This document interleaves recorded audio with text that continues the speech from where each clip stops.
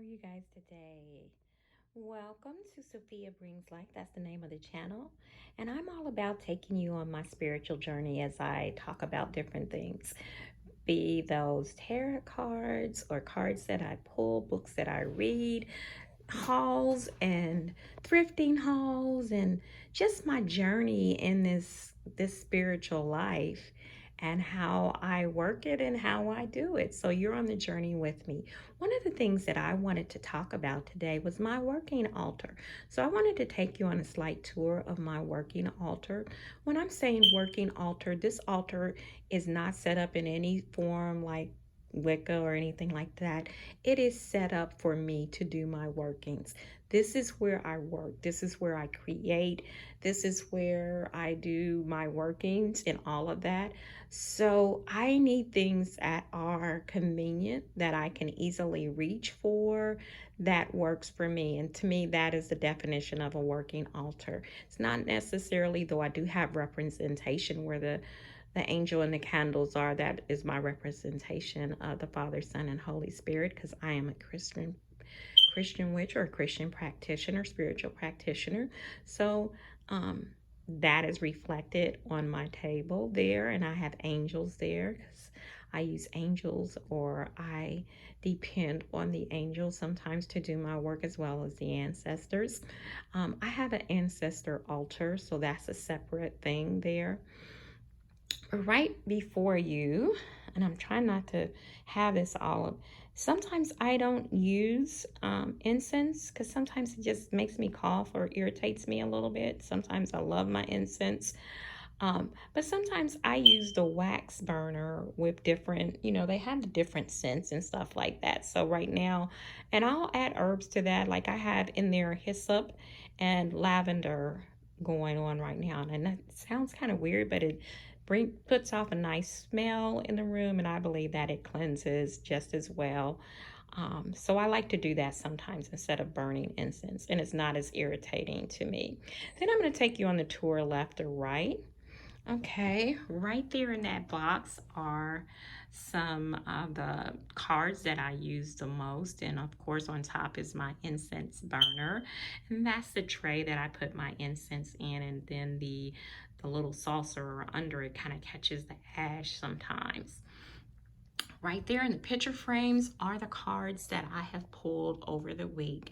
Usually I pull a card or so a day. And then I leave it up for the week, and then I kind of start all over. And behind there is some more cards that I've pulled for the week, because I don't always pull the same card or use the same deck. Sometimes I use different decks.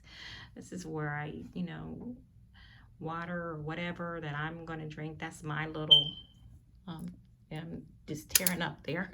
But that's where I either leave an offering there or whatever. So I use that there. This tray, I like to use these trays for my workings. I have something going on right there for self-love right now. So I use those trays, and I kind of just maybe use 2 or 3, like the surrounded with different crystals, just for protection and to increase the potency of the work. So I like to do that. So I do like whatever books I'm reading, they are up on the altar. And right now I'll show you the book that I'm reading. It's Sacred Woman by Queen Afua.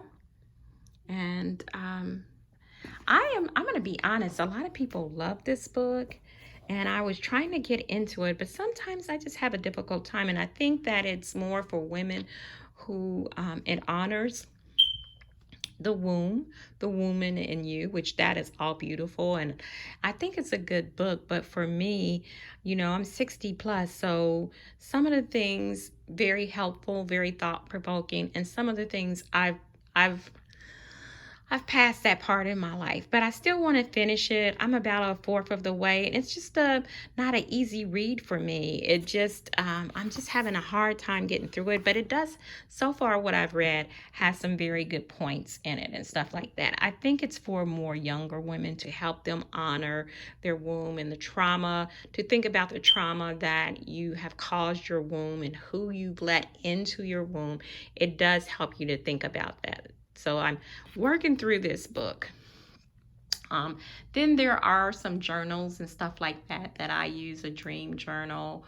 Um, my thoughts and reflections. I am an end of life doula, so that book up there that I finished, but I use it for a class and I teach others how to be an end of life doula. It's called Final Gifts, and it is by Patricia Callahan and Patricia Kelly. No, I'm sorry, Maggie Callahan, Patricia Kelly.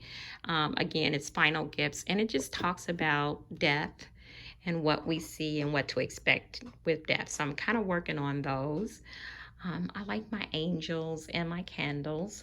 As I said, they're my representative, and I love angels, so I got angels all around.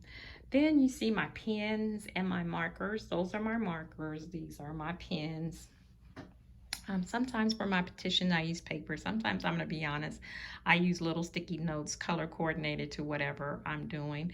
It looks like flowers, but all my tools are in there. As you can see, there is my little broom. I kind of sweep off the desk and then change the energy. I use these little skewer things. They make great things to inscribe into candles and that kind of thing. My little scuffer, my Athame, and another knife is there. My pink salt light, that spray is a sage spray. I use that sometimes. And then again, there's some salt water in there. The little pink carrier and the gray carrier behind there are where I keep my oils. And the pink one, those are the oils that I use most often. And I have tissue nearby, or usually have paper towels nearby just to kind of wipe up and clean up as I go along. And this is just a tray of crystals. And I like to use crystal chips. Sometimes I add them to my workings. Sometimes I make little designs and stuff with them to increase the power, and those are just circles within circles, and they have meaning for me. So pretty much that is it.